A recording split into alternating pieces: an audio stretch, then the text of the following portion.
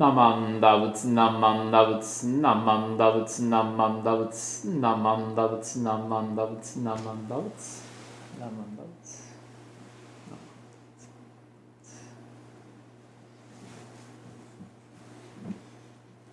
Please join me in Gasho.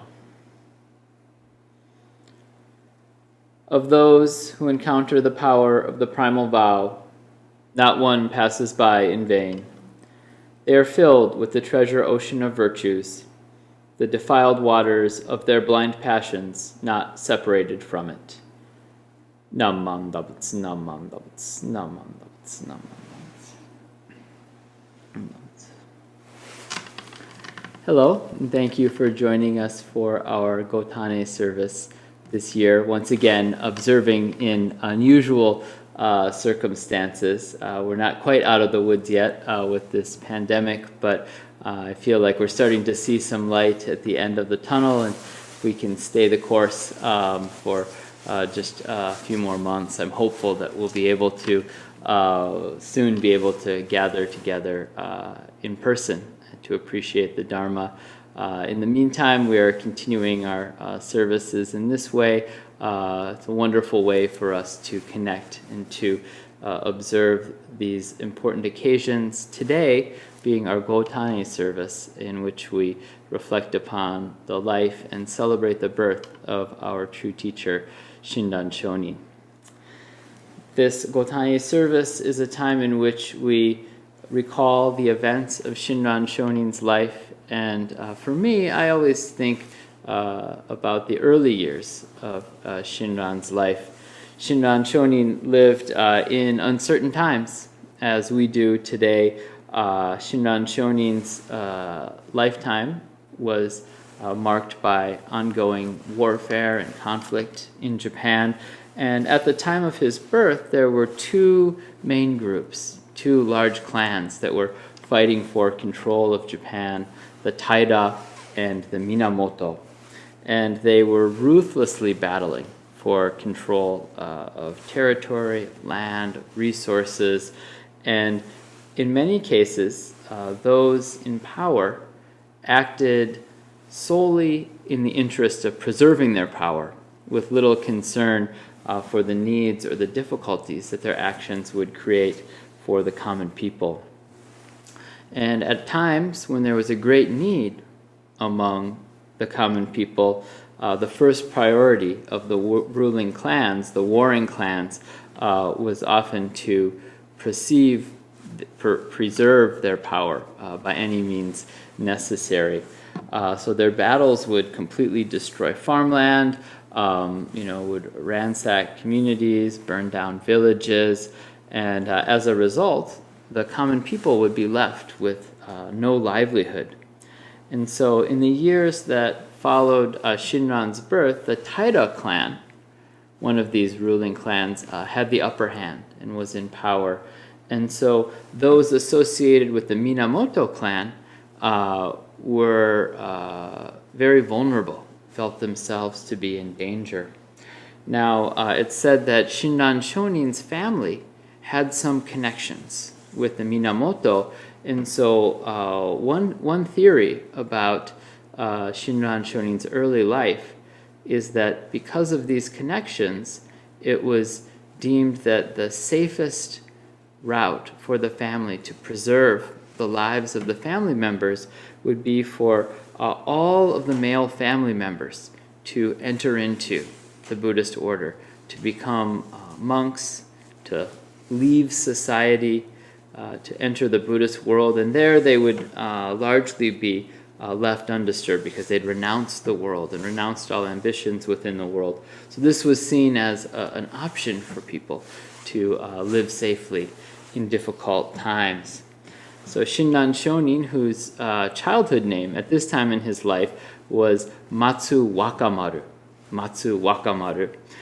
his uncle took him to a temple called Shorenin, and he was to receive ordination under a monk by the name of Jien. And so they traveled, and by the time they arrived at the temple, it was already late in the day. said that the sun was setting. And so Jian suggested that they could do the ceremony the following day rather than having to do it at night. This can wait till tomorrow. And so the story that we're told is that Shinran Shonin at that time, he took up a brush and he composed a poem. And the words of that poem were, "For him who counts on tomorrow, like the fragile cherry blossom, tonight unexpected winds may blow." For him who counts on tomorrow, like the fragile cherry blossom, tonight unexpected winds may blow. It said that when Jian read this poem, that he was inspired to provide Shinran Shonin with his ordination that very day. And so by candlelight, then he received his ordination or his tokudo. And to this day, when ministers of the Jodo Shinshu Honganji school receive their ordinations, it's done in the evening after the gates of our mother temple, the Honganji, have closed, done by candlelight. Even in the summer months when it's still, the sun is still shining outside or just setting, they'll close all the doors so that the only light is the candlelight, reminding us of Shinran Shonin and his dedication, his wish to seek the Dharma. How at the age of 9 years old, he had awakened in his heart a deep realization and understanding of the truth of impermanence in this world, that our lives, though we make plans and so forth, everything is fragile, like the cherry blossom. I think we've experienced that this past year. So many things we had counted on, so many things we'd expected have changed suddenly, and we've had to adjust and adapt to these circumstances. These unexpected winds have blown and kept blowing and continue to blow. And so we look to the example of Shinran Shonin and his teachings. We take refuge in this community, this Sangha, of those who follow Shinran Shonin's teachings. My first encounter with these teachings of Shinran Shonin and really sort of joining and being welcomed into a community of followers of this Nembutsu teaching happened when I was in Japan, and I particularly came to feel a sense of connection with this Sangha of those following Shinran's Nembutsu teachings when I enrolled at the Chuo Bukkyo Gakuin Seminary in Kyoto, where I did the majority of my ministerial studies during my time living in Japan. And I think back to those early days of coming into that community. Shinran Shonin entered this temple, Shodenin, and it was really a kind of a transformative time in his life. For me, when I went into Chubutsu, it was also very interesting when I think about how all of our lives were changed, those who I studied with at that time. It's quite remarkable. It was really quite a motley group of people that were gathered when we started out the school year. We had some students who were from temple families, several graduates of Ryukoku University who were hoping to stay in Kyoto to finish their studies, or maybe just not have to go home and start working, but having a couple of more years to enjoy the pleasures of city life before having to return to perhaps a rural temple to work serving their sangha. Some were retired retirees whose lifelong dream had been to study the Dharma. One of my classmates was a retired firefighter who had been saving throughout his life, and this was sort of fulfilling something that he had been wanting to do for many, many decades of his life. Some had married into temple families. Their spouse was going to be maybe if they're marrying into a temple family, either they were expected to help out at the temple, or maybe in some cases, it's a sort of tends to be a kind of patrilineal system where temples are passed down to from father to son, and in a case where there's no son, sometimes the daughter's husband is then expected to take over the family temple, and so some had sort of no prior knowledge of Buddhism, but were training to take over a temple.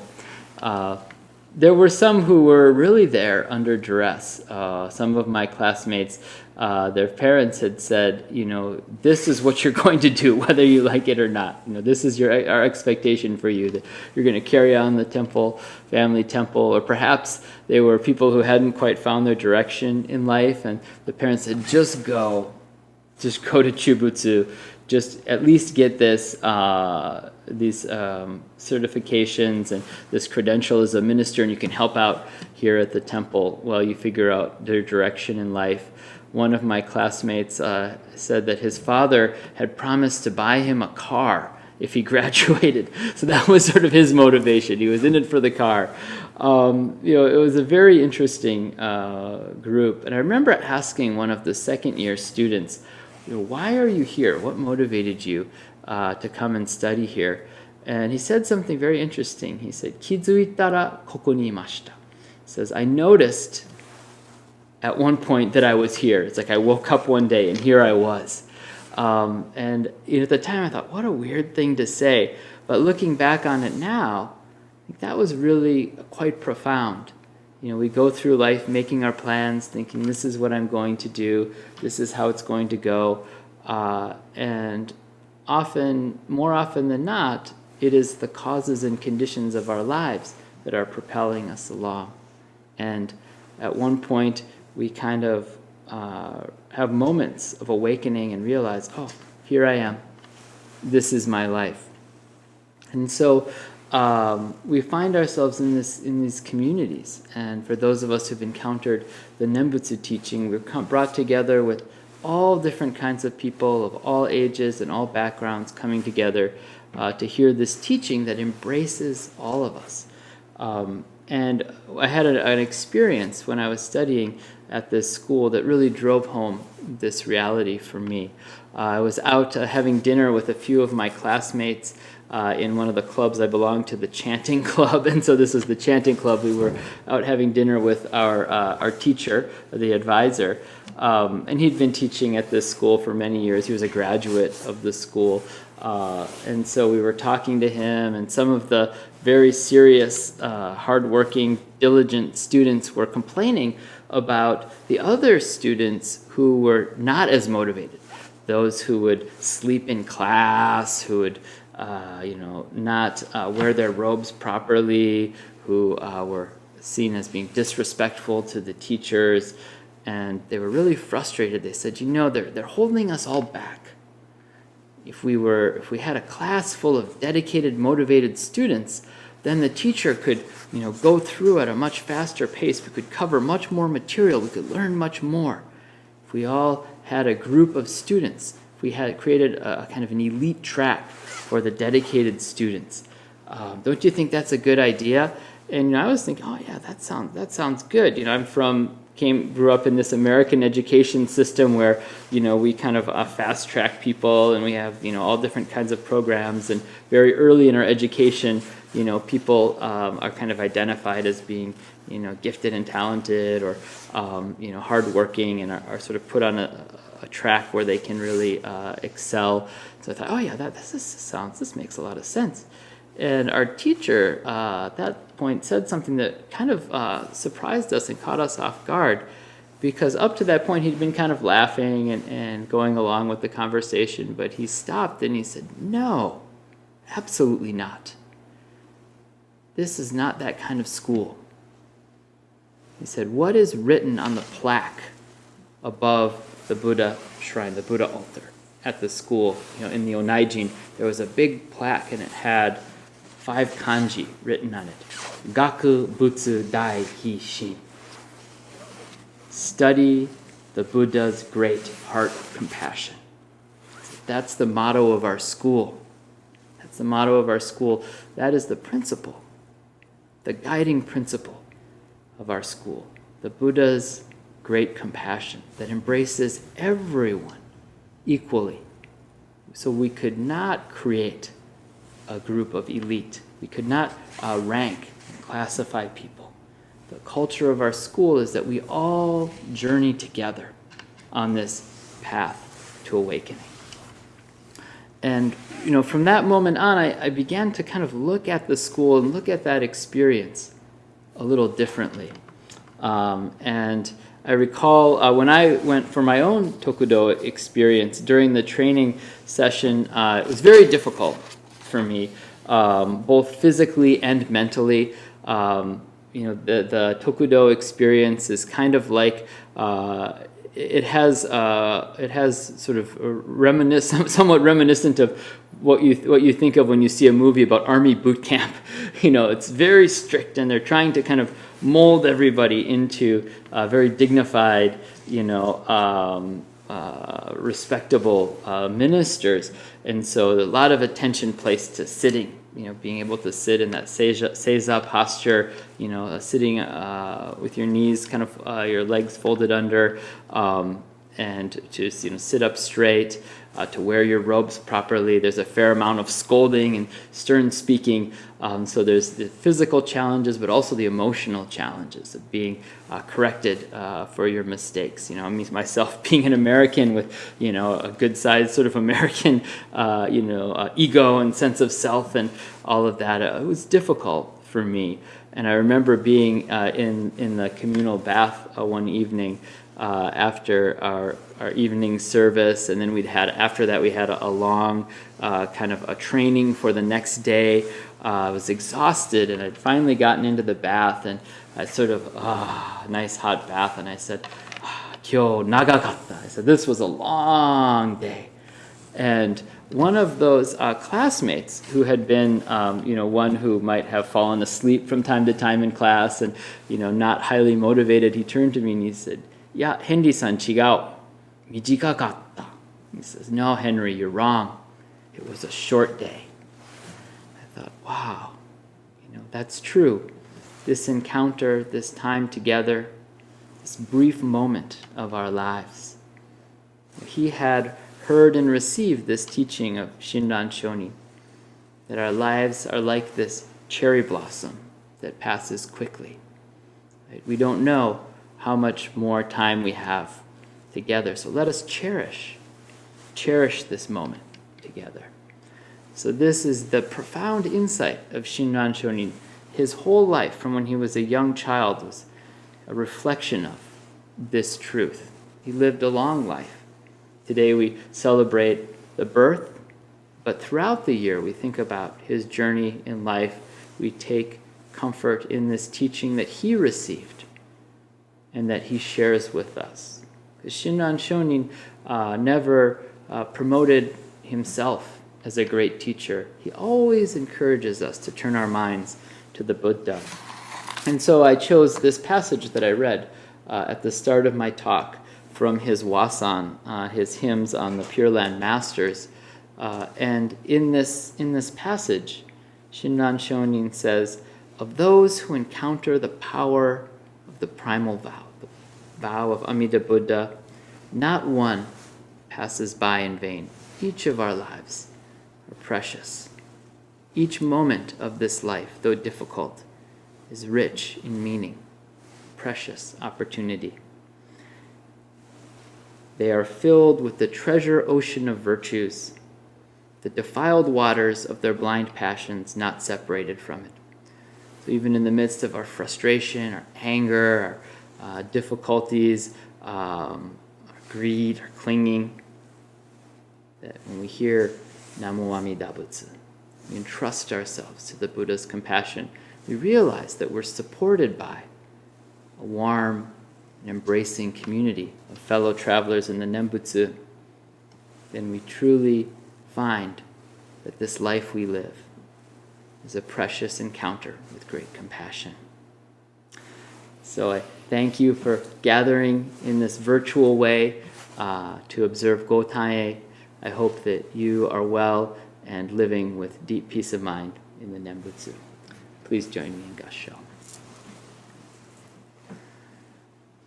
何万打仏何万打仏何万打仏何万打仏何万打仏何万打仏何万打仏何万打仏何万打仏